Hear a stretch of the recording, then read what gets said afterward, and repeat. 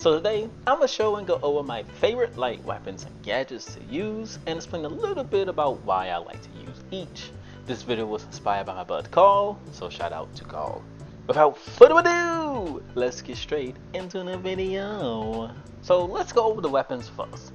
As of Season 6, we got this new light AR, the AR in 220, and well, the gun is fine. I quite enjoy using it for its fun factor. When you get fully emptied, the gun quick reloads and allows you to get back into the fight immediately. And while this isn't something that comes out in most situations, it's a fun niche little thing that makes the gun feel a little different from the XP. Speaking of the XP, that's been one of my other weapons that I've been using. With the buff it got this season to its range and damage, it returned as debatably the best light weapon as of making this video. And besides these two, I've been dabbling a bit with the X26 Matter. Not too much, just a little bit. It's fun to use because it's kind of a different playstyle. It just forces me to learn and adapt to a different playstyle from using, like, you know, more rangy medium to rangy weapons like the XP and the AR. Yeah. On all these weapons, I use the holographic sight, which, funny enough, I didn't like this sight prior to all these weapons getting it. I really didn't enjoy using it on the FCAR originally. So when I was able to take off the holographic sight on the FCAR, I found myself using FCAR more because I didn't like the sight on it. But now, suddenly for some reason, I like the holographic sight. I don't know, small little tangent, but yeah, moving on. As for specializations, I'm an Invis main. Invis is so good for just surviving and playing your life, getting jumps from people, all the things. The downside is that it doesn't have much movement, but as long as you have decent maneuverability around the map, you know, you have good awareness, / you play your angles well, the lack of movement isn't really all that bad. Invis did get nerfed a little bit this season, whereas it's a little easier to see an Invis player, but really that didn't change how I use Invis. So again, this didn't really affect me as much as it may affect other players. Additionally, I'm really enjoying Dash right now. Dash allows for some insane cheekiness you can't quite do with Invis, and ultimately is a different playstyle entirely.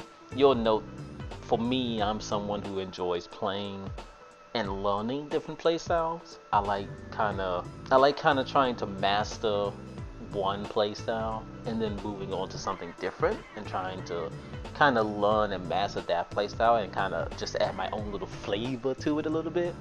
So currently I'm kind of in the process of learning Dash, adapting to different playstyle using Dash, but that's another thing. Again, I'm an Invis main though, but that being said, you can go so fast with Dash jump pad shenanigans, and then if you combine that with gateways, it's just extremely fun and it's addicting. I highly recommend, if you haven't done this, get yourself a dash onto a jump pad and you just go zooming. It's fun, it's great, I love it. Okay, it's great. Now on to gadgets. First I'm going to talk about like my loadout, and then I go into like specifics as to why I use it. So starting off, we have Gateway and Glitch Grenade. These two are kind of staples. I basically am always running this, or at least in modes that like rank.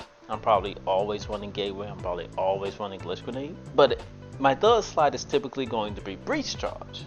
And again, I'll get into the reasons why later. But the Breach Charge is more of that's the slide that's kind of like the flex pick, which goes into my reserves. The reserves that I have that can replace Breach Charges include Thermal Vision and Goo Grenade being the main two that I'll be swapping into in replace of Breach Charge. The last reserve slide, that one kind of doesn't really get used too frequently. Sometimes it's a Sonar grenade, sometimes it's a Frag grenade. I don't really use it too much, so I don't really have too much to say on it. But with that being said, let me get into the specifics on why I use each one of these gadgets. So starting with Breach Charges, you can be the dropper for your team, or you can use it like a bootleg DMAT medium. Being able to stall a point or make various different angles allows for so much versatility, both as a solo player and as a team player. It's why I love this gadget as much as I do, and above you're going to be seeing a couple of examples of me using that as, you know, as a reference here. Like you could just you can do so much with it. And if you have sudden mastery of the game and understand how other classes work, like I said, you kind of could use like a bootleg DMAT medium. Obviously, it's not as good as a DMAT, but you can play a very similar playstyle as you would if you was playing on medium with DMAT if you don't have one on your team. So, and that's why I use breach charges. And I should also note that you can also do damage with it. Sure, the damage isn't like amazing or anything like that, but damage is damage. So if you happen to get an enemy chipped, hey, that's free chip damage. Now, when it comes to Glitch Grenade, I didn't used to personally value Glitch Grenade at all. Glitch Grenade to me felt like a grenade that sort of got value depending on what your opponents are using and how how your team plays. Now, while this is sort of still true, I come to the realization that Glitch Grenade honestly is really good.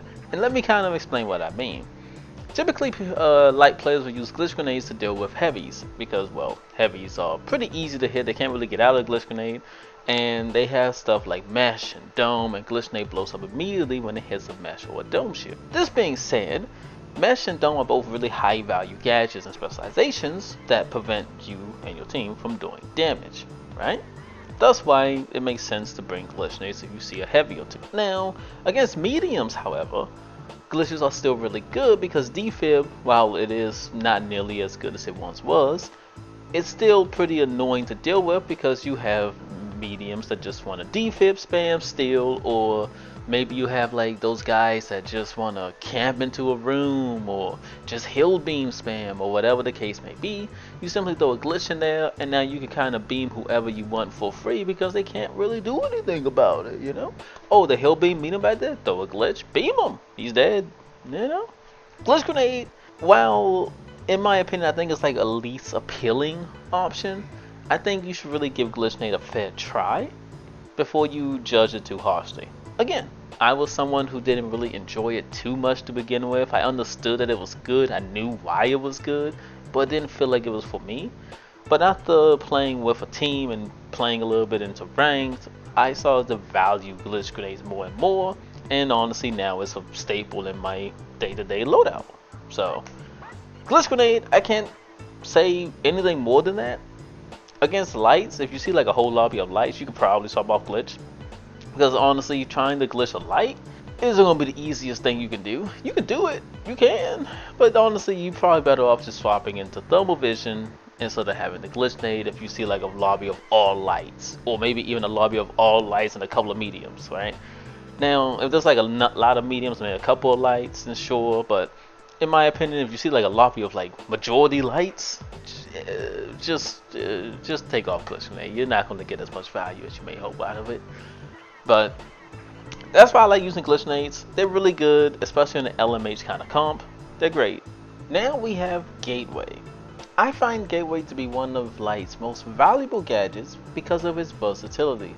You'll note I like gadgets and weapons and stuff that's very versatile that can be used in multiple different ranges and all that jazz.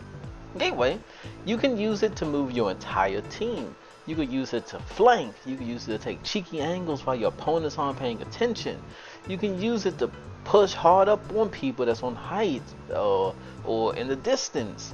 Like you shoot someone that's like above you, you get him halved, you throw a TP up really quickly because he's trying to run away or whatever the case may be, and now you're just there in his face and you get to kill pretty easily. You can even use it to stop a cash out steal if you place both the starting point and the end point like next to the actual cash out. It will make them interact. You need to interact with the cash out, but because the TPs are there, it's going to try to instead make you go in through the TP. And like, it's so good for so many different things, and I didn't even mention the fact that you can throw items through the gateway. Gateway is so good for so many things, defensive and offensive. In my opinion, it is the best light gadget easily. Last but not least, we have our reserves. Again, two of these I will use fairly frequently, while the other one is kind of like sometimes, maybe, kind of depends. But let's get started. Number one, I say double vision as one of my favorite things to use in the reserve slot. Once again, like I said earlier, typically I would swap it out with breach charge. It kind of depends on what my team's running. If we have a DMAT or we have like a heavy that's going to be C4 in the point or something like that, I might consider taking out my breach charges and instead use like thermal, or maybe take out glitch grenade instead and switch that out for thermal. It kind of depends on what the lobby ends up looking like and a little bit of what my team looks like.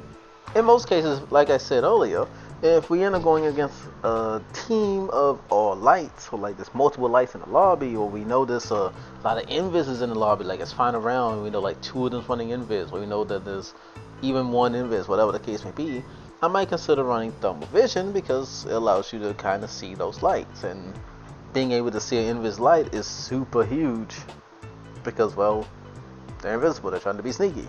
In my opinion, I feel like thermal vision also low-key improves aim.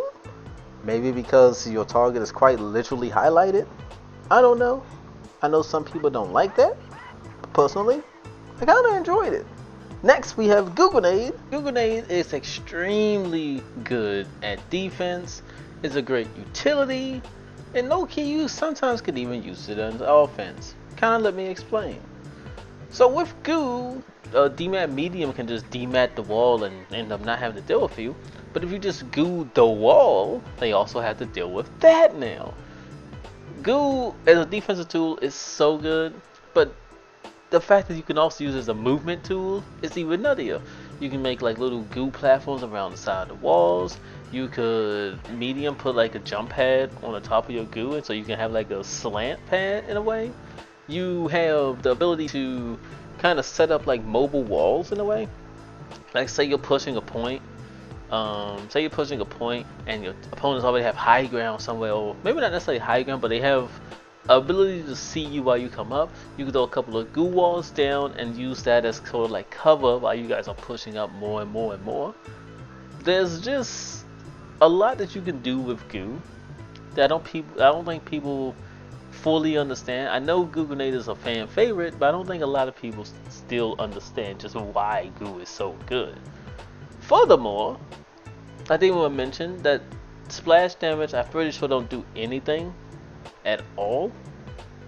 And if it does, it still reduce damage, but at the same time, reduced damage is still better than no damage, so we take that. Last but not least, we have Sonar grenades and Frag grenades.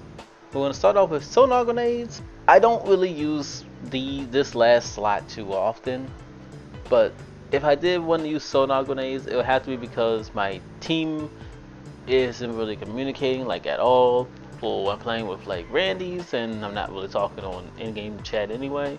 So I might throw on Sonar so everyone's able to see where the enemies are at all times and be able to sort of work together, since I know I'm not really giving them callouts, right? So that's kind of like the thought process there, but it doesn't really come up too often. I do want to say Sonar grenades isn't necessarily bad or anything like that. They're just not necessarily my thing, but I do acknowledge they are good. They do come in clutch sometimes. As for the last gadget, Frag grenade, Frag is pretty self-explanatory. It's meant to be sort of like if I need to do more damage, if I need to ascend the role of being the fragger, then maybe I might throw Frag on to help do that job better. Maybe help get myself some more chip, help my teammates get some chip, whatever the case may be. That's kind of why Frag is there, but I don't really use Frag or Sonar, so there's that. But this has been why I use this loadout. This is what I enjoy using the most. I hope you guys enjoyed this. Next one will be hopefully a little bit better in terms of like quality, in terms of like editing and stuff like that. I had to get this one out a little bit quicker, and I didn't have enough time to finish the edits I wanted to do here. Hope you guys don't mind too much, but yeah, that's for video. Hope you guys enjoyed, and as always, take care and peace. Bye bye.